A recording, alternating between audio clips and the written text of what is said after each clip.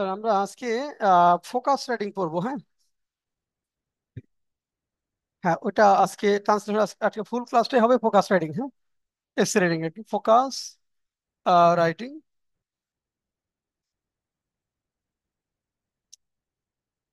Focus writing লেখার আগে আমাদের প্রথমে বুঝতে হবে যে আসলে ফোকাস রাইটিংটা কি, তাই না? নুরুল, বলেন তো ফোকাস রাইটিংটা কি?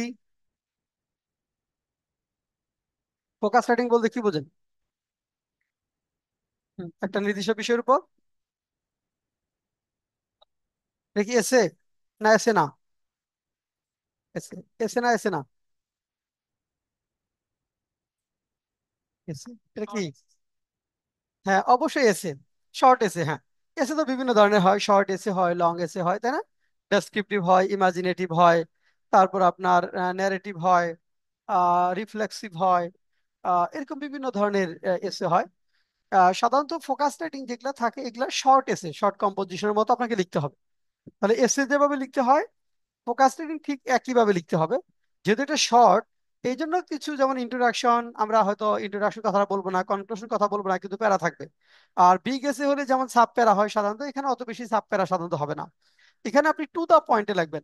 সাধারণত এগুলো একটু আপনার ডেসক্রিপটিভ ইন নেচার হয়, ন্যারেটিভ হয় না। সাধারণত বর্ণনামূলকগুলো ব্যাংকের পরীক্ষায় আসে না। ডেসক্রিপটিভ এসে যেগুলা, সেগুলা সাধারণত আসে। একদম টু দা পয়েন্টে আপনাকে ডেসক্রিপশন করতে হবে। অর্থাৎ এখানে যে কাজটি করতে হবে হলো আপনার টু দা পয়েন্টে আপনাকে ডেসক্রিপশন করতে হবে একটা বিষয়, সেটাই হলো মূলত ডেসক্রিপটিভ এসে। ফোকাস রাইটিংটাকে আমরা ডেসক্রিপটিভ এসে বলতে পারি। এবং এখানে তাহলে এসে যে বৈশিষ্ট্যগুলো আছে সেই বৈশিষ্ট্যের মতো করে লিখতে হবে। তাহলে আমাদের প্রথম কাজ হলো যে এস এর বৈশিষ্ট্য কি সেটা জানতে হবে, যে এসে কিভাবে লিখতে হবে, এসেতে কি করা যাবে, কি করা যাবে না। একটা আনকমন টপিক যখন লিখবো, আমি কিভাবে আইডিয়াটা জেনারেট করব, সেই বিষয়গুলো আপনাকে প্রথমে জানতে হবে, প্রথম কাজ যেটা। আরেকটা বড় কাজ হলো যে ফোকাস রিডিং যখন আপনি পড়বেন বা পরীক্ষায় বসবেন, কোন ফোকাস রাইটিং গুলো পড়বেন, কোন কোন ধরনের ফোকাস রাইটিং পরীক্ষায় আসে, কোন কোন ধরনের ফোকাস রাইটিং পরীক্ষায় আসে সেটা আপনাকে প্রথমে জানতে হবে। তারপর কি হবে? তারপরের কাজ হলো যে একটা সাজেশন, যে অনেকগুলো ফোকাস রেটিং কিন্তু হতে পারে, 25-30টা হতে পারে। তাহলে আপনার জন্য সামনে যে পরীক্ষা দিবেন, সেই পরীক্ষার জন্য কয়টা ফোকাস রেটিং আপনাদের গুরুত্বপূর্ণ, হয়তো ধরেন 15টা। লিস্ট করলেন যে এই 15টা ইম্পর্টেন্ট, এই 15টা ভালো করে পড়তে হবে, যেন ভালো ইন্ট্রোডাকশন ভালো কনক্লুশন লিখতে পারি আমরা। এবং ভিতরে যেটা ডেটা বেস যেন হয়, মানে পয়েন্টগুলো যেমন এরকম যে লেখার জন্য লেখা হয়েছে এমনটি যেন না হয়। এইভাবে মূলত আমরা লিখবো। তাহলে চলুন আমরা একটু দেখি। আপনি ফোকাস রিডিং বই যেটা আছে দেখেন, ফোকাস রিডিং প্রথমে একটু বের করেন। আমরা স্ক্রিনে আপনাদের শিট শেয়ার করছি এখানে। হ্যাঁ, আমরা হলো যারা অনলাইনে আছেন তাদের কাছে আমরা একটু স্ক্রিনে আমরা একটু একটা স্ক্রিন শেয়ার করছি, দেখেন। আর আপন তো আপনি বই নেননি, আপনার জন্য যেটা হলো, আচ্ছা আপনি এটা নেননি, আপনাদেরও দেবো এটা একটু পরে, একটু শিট। আচ্ছা, বই আনা নাই না? আচ্ছা, ওকে দেন।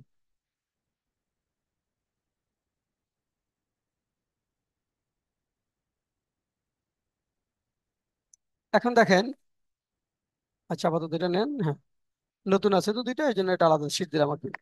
এখন আসেন তাহলে ফোকাস রিডিং এর ক্ষেত্রে। আর আমরা আমাদের এই এই এটার জন্য কোন বইটা পড়বো, বইটা একটু দেখাই দিই আমাদের। বইটা একটু দেন তো। আমরা আপনাদের যে ফোকাস রিডিং যে পড়বো, আমাদের এই বইটা আমি একটু দেখাই নিয়ে যাই। Focus writing manual, focus writing manual, এই বইটার মধ্যে সবগুলো এসে আছে যেগুলো আমরা পড়বো। এগুলো আমরা সবই পাবো, দুই একটা লেটেস্ট যেগুলো থাকবে সেগুলো শুধু আপনাদেরকে শীট আকারে আমরা প্রোভাইড করব। আর সবগুলো আপনারা এই ফোকাস রাইটিং ম্যানুয়াল বইতেই পাবেন, একদম সব সুন্দরভাবে চমৎকার ভাবে বাংলা সহ উপস্থাপন করা হয়েছে। প্রত্যেকটা ফোকাস রাইটিং ইংলিশ তার বাংলা দেওয়া হয়েছে, যাতে আপনি কি করতে পারেন যে ইংলিশের সাথে বাংলাটা দেখে মনে রাখা যায় ভালো। শব্দ চয়নগুলো অনেক সহজ করা হয়েছে, অনেক কঠিন শব্দ চয়ন আমরা এখানে করিনি। কারণ কঠিন শব্দ চয়নটা ছাত্র মনে রাখতে পারে না। যে আপনি ধরেন চ্যাট জিটিপির অনুবাদ বই যদি পড়েন, আপনি পড়ে কোনো মজা পাবেন না। কিন্তু এখানে যখন পড়বেন দেখবেন যে পড়ে আপনি মজা পাচ্ছেন, রিডিং উইথ প্লেজার হবে, টায়ার্ড হবেন না আপনি পড়ার সময়। এই জন্য সহজ ভাষায় লিখতে হবে, টু দা পয়েন্টে লিখবেন, ভালো ইন্ট্রোডাকশন ভালো কনক্লুশন, অনেক ভালো মার্কস আমরা পাবো। তাহলে চলুন আমরা আসসালামু যাই। আলাইকুম স্যার। ইসলাম, হ্যাঁ। আচ্ছা, আমরা তাহলে চলুন একটু স্ক্রিনে আমরা একটু দেখি। আমরা এই ফাইলটা শেয়ার করে দিব ক্লাস শেষে। দেখেন আসলে ফোকাস রাইটিং এ বলতে আসলে কি বোঝায় দেখেন। Focus writing in bank examination is very important part as a candidate has no alternative here. That means he or she has to write one question out of one. হ্যাঁ, mute থাকেন মোজাম্মেল। দেখেন focus রাইটিংটা কেন গুরুত্বপূর্ণ, কারণ এখানে যেমন BCS পরীক্ষায় 3টা এসে থেকে একটা লিখতে হয়, শুধুমাত্র 45-এ এই 2টা এসে থেকে 2টা লিখতে হয়েছে। নর্মালি 3টা এসে থেকে যখন আপনার একটা এসে লিখতে হবে, তখন কিন্তু অনেক ইজি, দেন আপনি চুজ করতে পারবেন যে তিন ন্যাচারে 3টে এসে আসলো, সেখান থেকে একটা, অনেক পরীক্ষায় 3টা থেকে একটা আসে। সুতরাং ব্যাংকের ফোকাস রিডিং এর ক্ষেত্রে একটা ইংলিশ এসে আসবে সেটাই লিখতে হবে, একটা বাংলা আসবে সেটাই লিখতে হবে। তাহলে একটার মধ্যে যদি আমাকে একটা লিখতে হয়, তাহলে আমাকে ওইভাবে পড়তে হবে, তাই না? আমাকে কমন ফেলতে হবে। কারণ যেহেতু পরীক্ষায় সময় পাবেন আপনি 15 মিনিট, 15 থেকে 20 মিনিট, আপনি যদি কমন ফেলতে না পারেন, তাহলে চিন্তা করতে করতে 15-20 মিনিট চলে যাবে, এবং ট্রায়াল এন্ড এরর করতে করতে আপনার টাইম শেষ। ব্যাংকের পরীক্ষাটা এমন একটা পরীক্ষা যেখানে ট্রায়াল এবং এররের জায়গা না। এটা ট্রায়াল এন্ড এররের জায়গা না, এটা হলো পড়ে যেতে হবে, এখানে গিয়ে খেলে আউটপুট দিতে হবে। মানে একটু একদম যে কমন ফেলতে হবে। তাহলে কমন ফেলার জন্য আমাকে কি করতে হবে, বেশ কিছু ফোকাস রিডিং পড়তে হবে। সেইগুলাই আমাদের কাজ। এখন দেখেন সেটাই বলেছি। তার মানে এখানে he or she has to write one question out of one. A candidate has to write focus writing in 20 marks in 15 minutes on an average. গড়ে 15 মিনিটে লিখতে হবে। With an exception in Bangladesh bank AD exam where focus writing contains 30 marks. Bangladesh ব্যাংকের AD এক্সামে focus writing 30 মার্কসে থাকে। সাধারণত অনেক পরীক্ষা এখন দেখা যাচ্ছে যে একটা ফোকাস রাইটিং ইংলিশ 30, বাংলা 30, এরকমও থাকে কোনো কোনো পরীক্ষায়। আবার কোনো পরীক্ষায় দেখা যায় 20 মার্কের ফোকাস রাইটিং লিখতে বলে। তো যদি একটু বেশি মার্কস থাকে একটু বেশি লিখবার চেষ্টা করবো আমরা, কম মার্কস থাকলে একটু কম। তবে টাইমটা খেয়াল রাখতে হবে যে সময় আমি কতক্ষণ। বাংলাদেশ ব্যাংকের ক্ষেত্রে আমরা যেটা দেখি যে মার্কস 30 কিন্তু টাইমটা কিন্তু সেই একই। মানে 20 মার্কস থাকলে যেটুকু সময়, 30 মার্কসের ক্ষেত্রে একই সময় দেখা যায়। কারণ কোশ্চেন লিখতে হয় ধরেন ইংলিশে 5টা, মার্কস 100 বা 110। আর আরেকটাই দেখা যাচ্ছে আরেকবার যদি আপনি দেখেন, তার মানে কিন্তু দেখেন কোশ্চেন 5টাই দিয়েছে। যদি কোশ্চেন একটা কম দেয়, ফোকাস রাইটিং এ মার্কস বেশি দেয়, তখন এখানে একটু বেশি সময় নেওয়া যাবে। কিন্তু কোশ্চেন যদি আপনার বেশি থাকে, ফোকাস রাইটিং এ মার্কস বেশি থাকলেও আপনি সময় বেশি নিতে পারবেন না, কম সময়ের মধ্যে আপনাকে লিখতে হবে। এরপর দেখেন এখানে যেটা হয়েছে, যেটা আমরা বলেছি, before starting taking preparation in focus writing a candidate should know which topics he or she has to cover to hit the jackpot in focus writing. To hit the jackpot, focus writing ভালো করবার জন্য কোন এরিয়াগুলো cover করতে হবে, কোন কোন জায়গা থেকে ফোকাস রাইটিং আসবে সেটা দেখেন। In bank job written test topics on focus writing are usually asked from 6 broad areas. 6টা ব্রড এরিয়াস থেকে আপনার পরীক্ষায় ফোকাস রাইটিং আসে। তাহলে এখন 6টা ব্রড এরিয়া কি সেটা আমাদের জানতে হবে। আমি প্রত্যেকটা জায়গা থেকে যদি 2টা করে এসে পড়ি, তাহলে 12টা এসে পড়তে হবে। যদি আপনি 3টা করে এসে পড়েন প্রত্যেকটা ক্যাটাগরি থেকে, তাহলে 18টা এসে পড়তে হয়। তাহলে মিনিমাম আপনার 12টা পড়তে হবে। ধরেন এখানে 18টা, 12টা থেকে 18টা। প্রত্যেকটা পরীক্ষার আগে আমরা 12টা থেকে 18টা ফোকাস রাইটিং যদি পড়ি, তাহলে একদম ইজি, মানে পড়বেই আপনার। আর তার আগে পরীক্ষার আগে কি করতে হবে, ধর পরীক্ষা আপনার 2 মাস পরে। এখন ধরেন 2022 সালের পরীক্ষা যেগুলা, সেগুলা তো 2 মাস পরে হবে। ধরে নেওয়া যাচ্ছে 2 মাস পরে, এগুলো 2 মাসের মধ্যে পরীক্ষা হবে। যদি 1 মাসের মধ্যে প্রিলি হয়, তারপর 1 মাস পরে রিটার্ন। 2 মাস আগে এখন আপনি ফোকাস রিডিং কোনগুলো পড়বেন? এখন ফোকাস রিডিং আইডিয়া নেওয়ার জন্য 20-25টা ফোকাস রিডিং পড়ে ফেলেন। বইতে, আমাদের বইতে ধরেন 35টা মতো বোধহয় আছে, প্রত্যেকটাই পড়ে ফেলেন। কারণ একদিনে 2টা পড়ে ফেলতে পারবেন।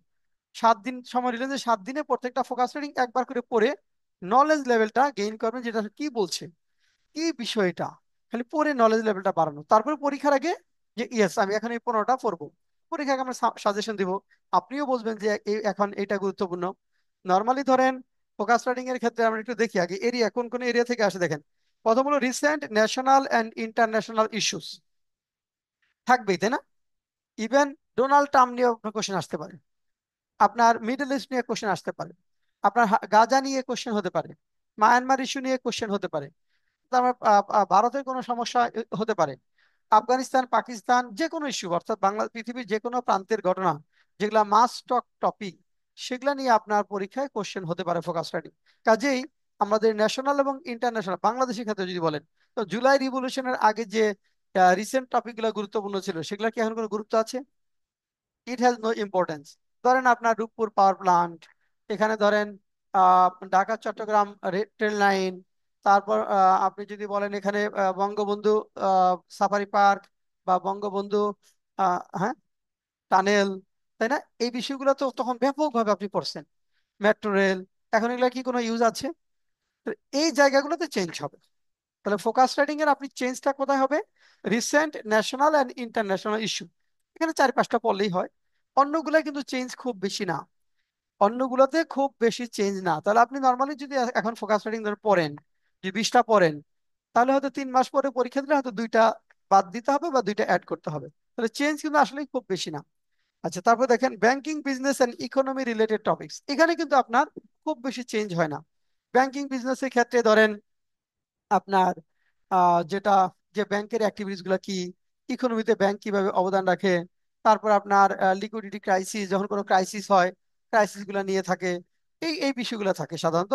তারপরে আপনার ব্যাংকের ক্ষেত্রে এমপ্লয়মেন্ট তৈরিতে কি কি ভূমিকা রাখে, ওই বিষয়গুলো। ইকোনমি রিলেটেড টপিক, ইকোনমিক অবস্থাটা নিয়ে আসে। তারপর আপনার রিজার্ভ নিয়ে টপিক আসতে পারে।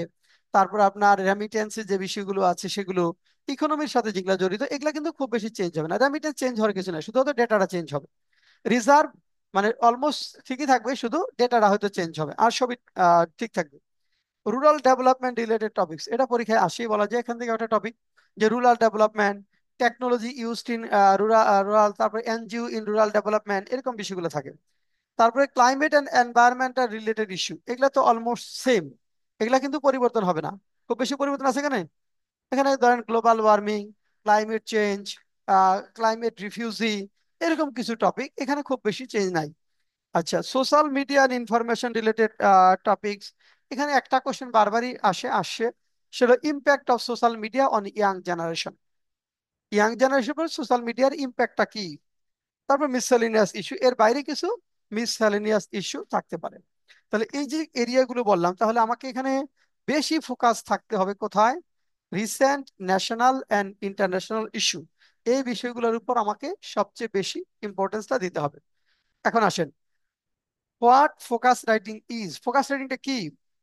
Focus writing on a particular topic is mainly a short composition. It is descriptive in nature. While writing anything focusing the subject, one should put as much data and information one can. Personal opinions and ideas may often be included for giving a personal touch in writing. Graph, chart, table, and map may also be added to get good score. এখন আসে characteristics of focus writing, focus writing এর characteristics আসলে গুলো কি কি? দেখেন, unity, a focus writing must be a unity, developing one theme with a definite purpose.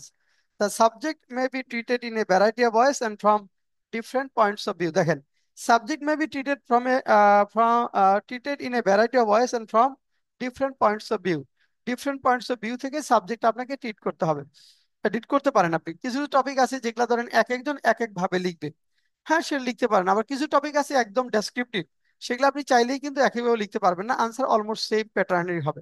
কিছু কিছু টপিক আছে যেগুলো বর্ণনা করা যায়, এক একজনের বর্ণনা এক এক রকম হবে। আর ব্যাংকের ক্ষেত্রে এই এসসি গুলা, ওই ধরনের এসসি গুলো একটু কম থাকে, বিসিএস ওগুলো একটু বেশি থাকে।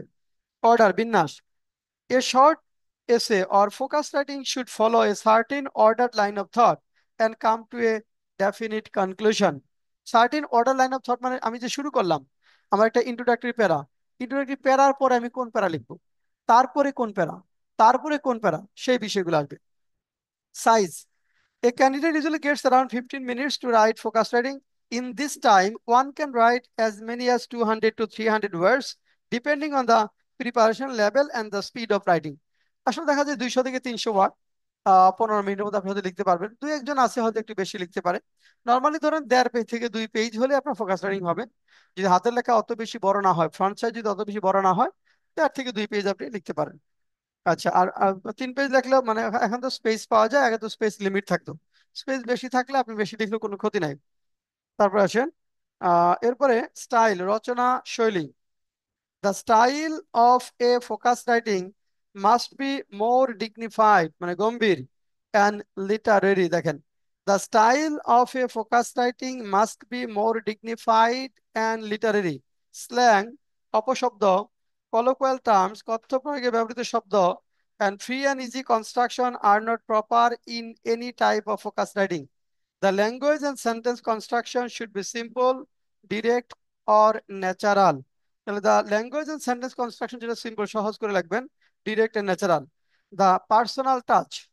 এখন আসেন, পার্সোনাল টাচটা আপনার ফোকাস রাইটিং এর জন্য বা যে কোনো রাইটিং এর জন্য গুরুত্বপূর্ণ, যদি পার্সোনাল টাচটা দেওয়া যায়। যেন in some cases personal touch about a particular topic helps obtain good score in focus writing. Examples from real life may be included to give clear idea about the topic. এখন আসেন hints on focus writing. Focus writing এর ক্ষেত্রে আসলে আমরা hints কি কি hints আমরা একটু পাবো সেটা একটু দেখি। প্রথম হলো defining the subject.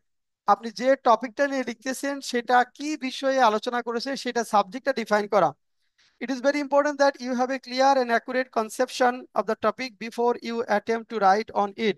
For example, the uses of computers. The subject is not how computers work, nor is it history of computers. যদি বলা হয় যে uses of computers, তাহলে এটা সাবজেক্ট কিন্তু এরকম না যে কম্পিউটার কিভাবে কাজ করে বা কম্পিউটারের ইতিহাস কি সেটা না। তাহলে কি the subject in this case is the uses of computers in offices, in industries, in aircraft, in spacecraft. এই জায়গাগুলোতে কিভাবে কম্পিউটার ব্যবহার হয় সেটা আলোচনা করা। তাহলে টু দা পয়েন্টে লিখতে হবে। কালেক্টিং ম্যাটেরিয়ালস দেখেন, when you have got clear idea of your subject, the next step will be to think of what you can say about it. Some subjects are so simple that a little reflection should supply with sufficient material for a short essay, but for others special information will be needed, for which you may have to do some special reading. তার মানে আমি যখন collecting material, যখন আমি নতুন একটা topic যদি পরীক্ষা হলে আসে, তাহলে আমাকে কি করতে হবে? চিন্তা করতে হবে। ধরেন লেখার জন্য আপনি 2-3 মিনিট বা 5 মিনিট চিন্তা করলেন। চিন্তা করার সময় কি হবে? পয়েন্ট মাথায় কাজ করতে থাকবে যে আমি এই পয়েন্ট এসেটা এই পয়েন্টস এর ভিত্তিতে লিখবো। লেখার যখন পয়েন্টটা যখন আসবে তখন আপনি নোট ডাউন করে নেবেন যে এই এসে, তাহলে আপনি 4-5টা বা 5-6টা পয়েন্ট নোট ডাউন করে দিলেন। এরপরে ওইখান থেকে সিলেকশন করবেন যে আমি 10টা বা 8টা পয়েন্ট নোট ডাউন করলাম, লেখার সময় মনে হলো যেখানে 2টা পয়েন্ট অত বেশি গুরুত্বপূর্ণ না, ভালো না, 2টা বাদ দিলেন। লেখার সময় যদি আবার কোনো ভালো পয়েন্ট মনে হয় সেটা অ্যাড করতে পারেন। নর্মালি আনকমন এসে যখন হবে এটাকে বলা হয় যে আপনার আহ, মানে আমরা যেমন পাখি ধরে খাঁচার ভিতরে বন্ধ ভরে ভরে রাখি ওরকম। আপনি যখন ফোকাস রেটিং লিখবেন আপনাকে অবশ্যই ওইটা পড়ে, মানে যখন চিন্তা করবেন তখন এটা মানে কেজটাকে কেজ ডাউন করতে হবে। অর্থাৎ কেন করতে হবে? তা না হলে লেখার সময় দেখবেন যে আপনি একটা গুরুত্বপূর্ণ পয়েন্ট মনে করেছিলেন, এখন আর সেটা খেয়াল করতে পারছেন না। চিন্তা করার সময় দেখবেন যে অনেকগুলা পয়েন্ট আপনার মাথায় ঘুরতে থাকবে, কিন্তু লেখার সময় অনেক পয়েন্টই আপনি ভুলে গেছেন। এই জন্য আনকমন এসে যখন হবে তখন প্রথমে একটু এটা নিয়ে ভাবতে হবে, 3-4 মিনিট ভাবতে হবে। ভাবার সময় যে পয়েন্টগুলো আপনার মাথায় কাজ করবে সেটা একটু পেন্সিল দিয়ে নোট ডাউন করে নিলেন, পরে মুছে ফেলবেন। পরে আপনি ধর মুছে ফেললেন, তাহলে কোনো অসুবিধা নেই। তাহলে এটা হলো কালেক্টিং ম্যাটেরিয়ালস, এরপরে কালেকশন। তাহলে আপনি চিন্তা করাটাই হলো কালেক্টিং ম্যাটেরিয়ালস। এরপরে যখন ওই যে নোট ডাউন করতেছেন, জটেড ডাউন, একটা জায়গায় জট ডাউন করে নিলেন, হিজিবিজি করে লিখে রাখলেন আপনার বোধ অসুবিধার জন্য, সেটা হলো কালেকশন। এরপরে সিলেকশন। কালেকশন যখন হয়ে গেল যে ইয়াস এই কটা পয়েন্ট আমি চিন্তা করেছিলাম, এখন এখান থেকে সিলেক্ট করে এই কটা নিয়ে আসলাম। মানে এখানে 10টা হয়তো চিন্তা করছিলাম, এখন আমি ফাইনালি 7টা সিলেক্ট করলাম। তো সেই 7টা লেখা শুরু করবেন, সেটা হলো সিলেকশন প্রসেস। এরপরে মেকিং দ্য আউটলাইন।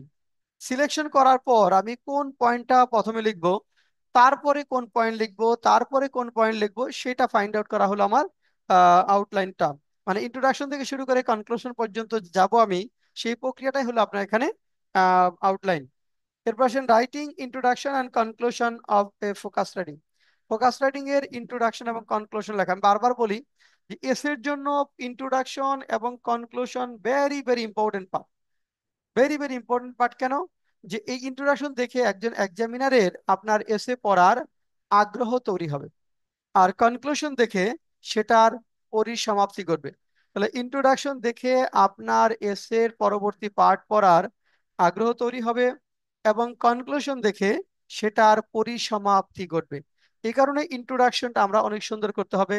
ইন্ট্রোডাকশনে আমরা কি করতে পারি? একটা ড্রামাটিক স্টার্টিং এর জন্য কোটেশন আনতে পারি, আমরা প্রবাদ বাক্য আনতে পারি, এখানে সেইং আনতে পারি, বিখ্যাত ব্যক্তির উক্তি আনতে পারি। এগুলো হলে ড্রামাটিক স্টার্টিং হয়। আমরা চেষ্টা করব ইন্ট্রোডাকশনে কোটেশন যত বেশি ইউজ করা যায়। ইন্ট্রোডাকশন কনক্লুশনে quotation, proverb, relevant quotation, relevant proverb বা সেইংটা রাখবার চেষ্টা করব। এটাকে বলা হয় ড্রামাটিক স্টার্টিং। সেটাই বলেছি, an introductory para of a focus writing should arouse interest in reading the next parts of the topic. It may be a very short paragraph, but it should always be arresting and pertinent to the subject. The introduction may consist of definition or quotation, proverb, general remark leading up to the subject. Quotation helps one in making a dramatic starting, as attention of the examiner can easily be drawn through this. এরপরে conclusive para. As the introduction should arouse interest, the conclusion should satisfy it. An effective and satisfying end to a focus writing is as important as an arresting beginning. An abrupt or feeble ending may spoil the whole effect of focus writing. A good conclusion may consist of একটা ভালো conclusion মধ্যে কি কি থাকতে পারে? Summing up of the points of the essay, final conclusion drawn from the subject matter, a suitable quotation. আপনি subject মানে topic থেকে কি করতে পারেন?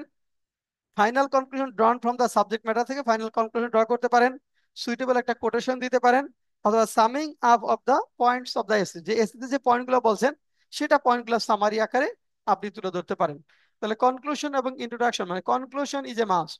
একটা এসে লেখার সময় যদি আপনার একটা পয়েন্ট বাদও দিতে হয়, প্রয়োজন মতো বাদ দিবেন, কিন্তু কনক্লুশন আপনাকে লিখতেই হবে। কারণ কনক্লুশন না লিখলে এক্সামিনার ভাবে যে আপনি শেষ করতে পারেন নাই, ওই গ্রাউন্ডে কিন্তু আপনার মার্কস 30% কমাই দিতে পারে। হ্যাঁ,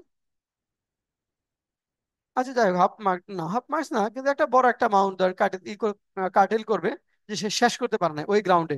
এই জন্য আপনি যদি ধরেন দুইটা প্যারা বা একটা প্যারা বাদ দিয়েও কনক্লুশন লেখার প্রয়োজন হয়, তাই লিখতে হবে, মানে কনক্লুশন থাকতে হবে। In conclusion I'd like to say that, এই কথাটা বলে 2-3 লাইন আপনি বলতেই হবে আপনাকে। এটা 1 মিনিটে বলে ফেলবেন যদি সময় কম থাকে, কিন্তু এটা আপনাকে বলতেই হবে। This is very important issue. এখন আসেন, তাহলে আজকে আমরা যে ফোকাস রাইটিংটা আলোচনা করব সেটা হলো প্রথমে যেটা, সেটা হলো business letter, sorry social business. আপনি একটু শীটটা বন্ধ করেন বা বইটা বন্ধ করেন। দেখেন সোশ্যাল বিজনেস, হ্যাঁ শীট বই যার কাছে আছে সবই এখন বন্ধ করেন। এখন দেখেন, এটা সোশ্যাল বিজনেস নিয়ে যদি আমরা এখন লিখতে চাই, সোশ্যাল বিজনেস এখন বর্তমান সময়ের জন্য অনেক গুরুত্বপূর্ণ, তাই না? সোশ্যাল বিজনেস, থ্রি জিরোস, এগুলা অনেক গুরুত্বপূর্ণ এসে। তারপর ধরেন কমিউনাল হারমোনি, আপনার মব জাস্টিস, জেনজেট, তারপর এখন চিকেন নেক্স, আবার এখন নতুন করে আপনার ক্যান্সেলেশন অফ ট্রান্সশিপমেন্টস, তাই না? অ্যান্ড ইটস ইম্প্যাক্ট, ইন্ডিয়ার যে ট্রান্সশিপমেন্ট ক্যান্সেল করলো আমাদের, এর প্রভাবটা কি, এটা এখন আবার লাইম লাইনে আসবে, এটাও আপনাদের জন্য গুরুত্বপূর্ণ হবে। আচ্ছা এখন দেখেন, তাহলে আমি সোশ্যাল বিজনেস যদি এই ফোকাস লাইনটা লিখতে চাই, আমি আসলে কিছুই লিখতে পারবো না। আমি যত গ্রামাটিক্যালি যতই আমি ভালো লিখি, আমি যতই গ্রামার জানি, আমি যতই শব্দ জানি, আমি ভালো লিখতে পারবো না যদি না I have enough idea about this, মানে এই সম্পর্কে আমার কোনো ধারণাই নাই। তাহলে কি আপনি আসলে এটা লিখতে পারবেন? সামান্যতম ধারণাও যদি আপনার থাকে, তাহলে কিন্তু আপনি এসেটা লিখতে পারবেন। সামান্যতম ধারণাও যদি আপনার থাকে, তাহলে আপনি অবশ্যই ফোকাস রিডিং লিখতে পারবেন। তাহলে এই সোশ্যাল বিজনেসটা আসলে কি? নুরুল, সোশ্যাল বিজনেসটা কি একটু বলেন তো। আচ্ছা আমার কাছে পরে আসি, মারুফ, সোশ্যাল বিজনেস সম্পর্কে কি ধারণা আছে? স্যার কোনো ধারণা নাই স্যার, এর আগে আচ্ছা, পড়িনি এই আচ্ছা ওকে, বিষয়টা। মোজাম্মেল, সোশ্যাল বিজনেস সম্পর্কে কি ধারণা আছে? সোশ্যাল বিজনেস হলো এক ধরনের সামাজিক ব্যবসা, যে দিক থেকে হচ্ছে যে সমাজের মানুষকে নিয়ে চিন্তা করা যায়, কিভাবে মানুষের আয় উন্নতি বৃদ্ধি করা যায়। মানুষকে নিয়ে চিন্তা করা তারপর যায়, মানুষের হচ্ছে আয় উন্নতি বৃদ্ধি করা যায়, হ্যাঁ, তারপর আর হচ্ছে যে মানে খুব সহজ শর্তে ঋণ দেওয়া যায় যাদের খুব হচ্ছে সহজ শর্তে ঋণ ভূমিহীন। দেওয়া যায়, ভূমিহীন, তারপর হ্যাঁ। তারপরে হচ্ছে আচ্ছা তাহলে অন্য বিজনেসের সাথে এটা পার্থক্য কোথায়? হ্যাঁ, মোজাম্মেল একটু বলছে, তাহলে অন্য বিজনেসের সাথে সোশ্যাল বিজনেসের পার্থক্য কোথায়? মোজাম্মেল বলো। অ- অন্য বিজনেস হচ্ছে যেগুলা মানে হচ্ছে অন্য বিজনেস গুলা বলতে গেলে বেশিরভাগ প্রাইভেটলি, মানে ওইগুলা মানুষকে নিয়ে এত চিন্তা ভাবনা করে না। মানুষকে কিন্তু নিয়ে চিন্তা সোশ্যাল ভাবনা করে বিজনেসটা না। অনেকটাই মানুষকে মানুষকে নিয়ে নিয়ে বেশি চিন্তা চিন্তা না ভাবনা করলে কি বিজনেস হবে? মানুষকে নিয়ে চিন্তা না করলে বিজনেসের সুযোগ আছে? মানুষ কেন, তোমার প্রথমে একটা বিজনেস আইডিয়া নিয়ে আসলাম, সেটা মানুষকে নিয়েই তো চিন্তা করতে হবে যে ইয়েস, আমি একটা পণ্য করে। তৈরি করব, সেটা কে কিনবে? মানুষ, মানুষই তো কিনবে। তাহলে আমি কি মানুষকে মানুষকে নিয়ে চিন্তা না হুম করলে, হুম। আমি একটা ওষুধ ধরো মেডিসিন কোম্পানি, এরা বিজনেস করে, কি সোশ্যাল বিজনেস? না। এরা মানুষকে নিয়ে চিন্তা করে না, করে না বলেন তো? মানুষকে নিয়ে চিন্তা করে, করে না করে? কিন্তু সোশ্যাল বিজনেস আচ্ছা, ওকে, দেখি ট্যাক্স সাবিনা দেওয়া ইয়াসমিন। হয় আর হ্যাঁ, কি। আচ্ছা, সাবিনা ইয়াসমিন, সাবিনা আক্তার, কি আইডিয়া ধারণা আছে সোশ্যাল বিজনেস সম্পর্কে? গরিব মানুষ, মানে হতদরিদ্র মানুষদেরকে নিয়ে চিন্তা ভাবনা করে আচ্ছা, সম্ভবত। গরিব মানুষ এবং হতদরিদ্র মানুষকে নিয়ে চিন্তা ভাবনা করে। সেটা তো চ্যারিটেবল অর্গানাইজেশন করে, মানে দাতব্য প্রতিষ্ঠান এটা করে। তাহলে সোশ্যাল বিজনেসের সাথে দাতব্য প্রতিষ্ঠানের পার্থক্য কি?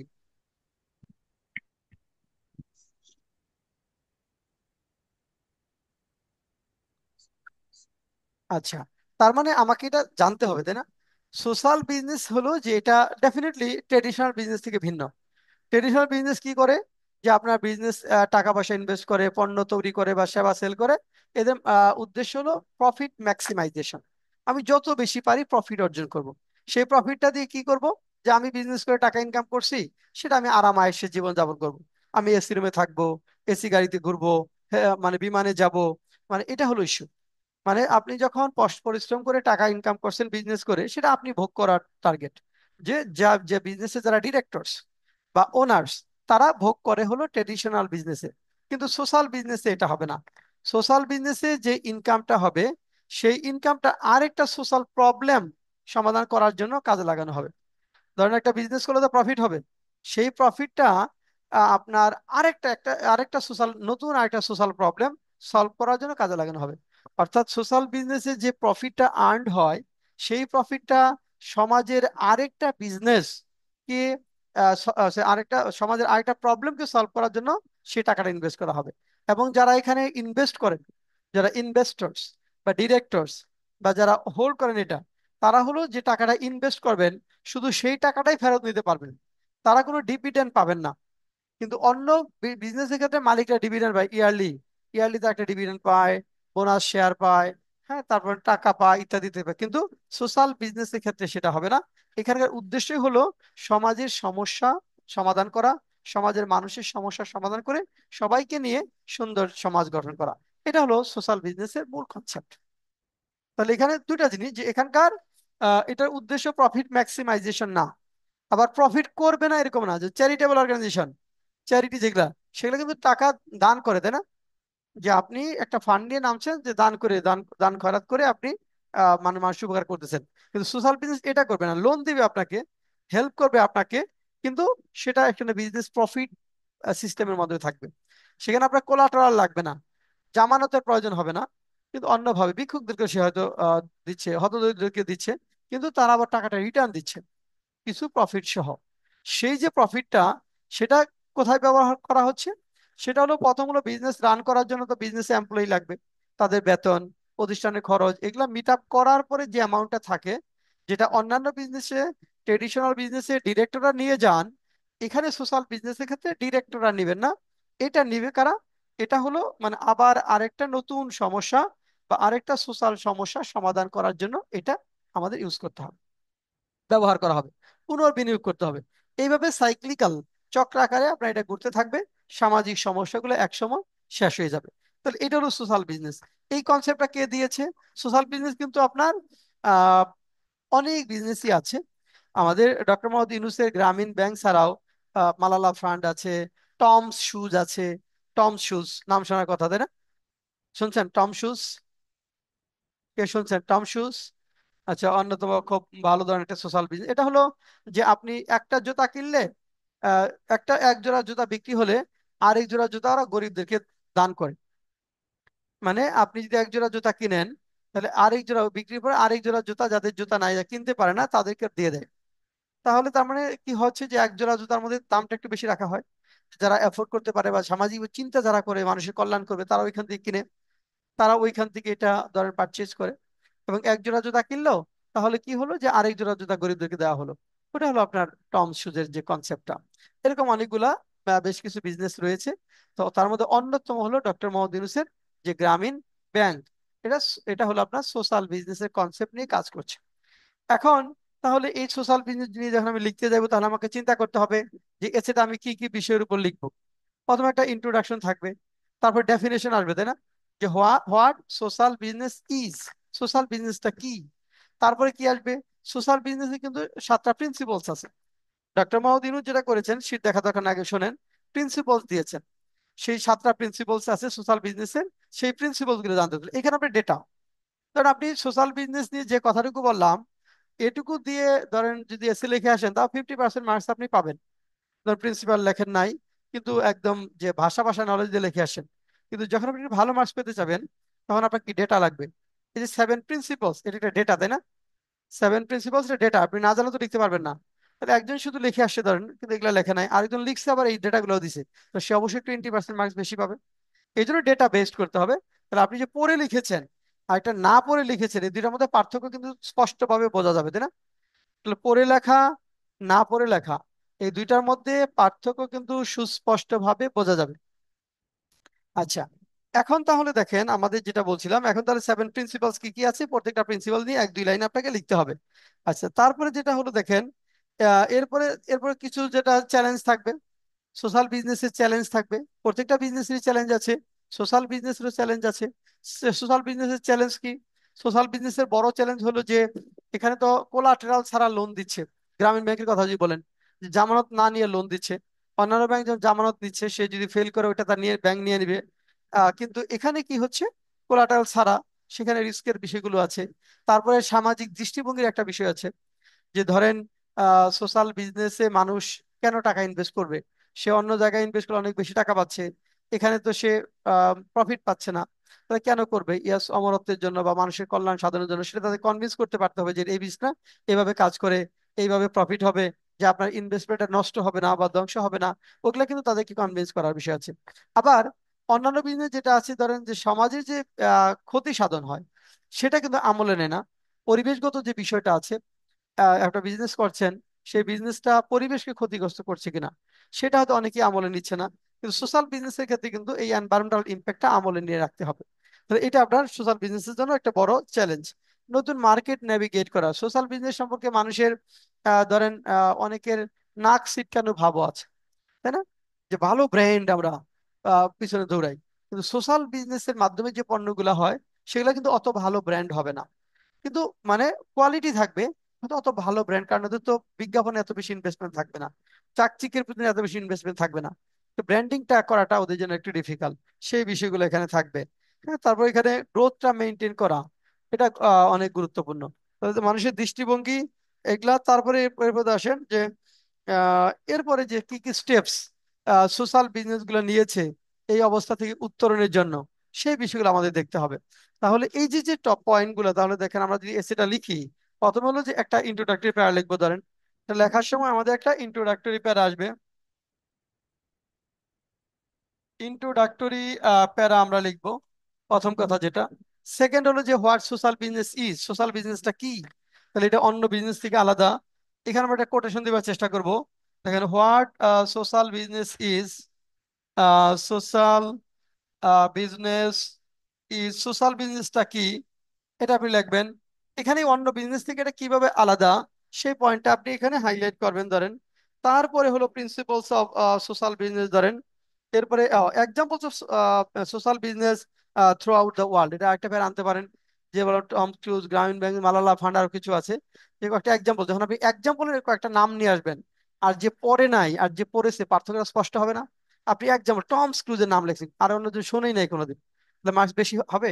ডেফিনেটলি হবে, তাই না? এই জন্য পড়তে হবে, এই জন্য আপনাকে পড়তে হবে। তার মানে দেখেন, examples of social business through out the world, আমরা যদি বলি দেখেন, examples of social business, examples of social business through out the world, through out the world. হ্যাঁ, আমরা এখানে পৃথিবীতে যে সোশ্যাল বিজনেস গুলো আছে কয়েকটা নাম এখানে দিব। তারপরে যেটা 7 principles of social business by professor Yunus. 7 principles of social business, আচ্ছা, 7 principles of social business, social business by professor Yunus, by professor, দেখেন, ইউনুস। দেখেন এখানে 7 principles of social business by professor Yunus, 7টা প্রিন্সিপাল আমরা বলবো। কি কি প্রিন্সিপাল আছে? যেমন purposeful objectives, financial and economic sustainability, investor ethos, reinvestment for growth, gender sensitive and environmental consciousness, empowering the workforce, joyful এন্ডিভার্স। আচ্ছা, এগুলো যাবে আমরা আলোচনা করব। এরপরে আসেন চ্যালেঞ্জেস অফ সোশ্যাল বিজনেস। এখানে কি কি চ্যালেঞ্জ আছে সেই চ্যালেঞ্জগুলো আমরা আস্তে আস্তে আলোচনা করব। Challenges of social business. Challenges of, দেখেন এখানে সোশ্যাল বিজনেস। সোশ্যাল বিজনেসের যে চ্যালেঞ্জগুলো রয়েছে আমরা সেই চ্যালেঞ্জগুলো এখানে লিখবো। চ্যালেঞ্জেস অফ সোশ্যাল বিজনেস যেটা আমরা বললাম, ডিটেলস লিখবো এখানে যে যে চ্যালেঞ্জগুলো আছে। যে আন্ডারস্ট্যান্ডিং দ্য মার্কেট, মার্কেটটা বোঝা। আপনি একটা বিজনেস করবেন, মার্কেট না বুঝলে তো আপনার ক্যাপিটাল সব হারিয়ে যাবে। মার্কেটটা বুঝতে পারতে হবে কোন ধরনের পণ্যের ডিমান্ড আছে সেগুলা। নেভিগেটিং রেগুলেটরি এনভায়রনমেন্টস, রেগুলেটরি যে এনভায়রনমেন্ট গুলো আছে তাদেরকে মোকাবেলা করা। দ্য চ্যালেঞ্জ অফ গ্রোথ, এরকম বেশ কয়েকটা চ্যালেঞ্জ আমাদের এখানে থাকবে। আচ্ছা, securing investment without compromising values, quantifying change etcetera, steps taken by social enterprises to tackle adversity. তারপরে স্টেপস আমরা যদি বলতে চাই, step taken by social enterprises, social enterprises to tackle adversity, tackle adversity. এরপরে হলো আপনার কনক্লুসিভ প্যারা। কনক্লুসিভ প্যারা, কনক্লুসিভ প্যারা, এইভাবে আমাদের কি করতে হবে, টোটাল এসেটা ধরেন আমাকে লিখতে হবে। মানে এখন আমরা ডিটেল যাব। এখন ধরেন আমরা এখানে ডিটেল যাব। আচ্ছা, আপনাদের রেকর্ড হয় নাই? রেকর্ড হয়েছে না? আচ্ছা, ঠিক আছে।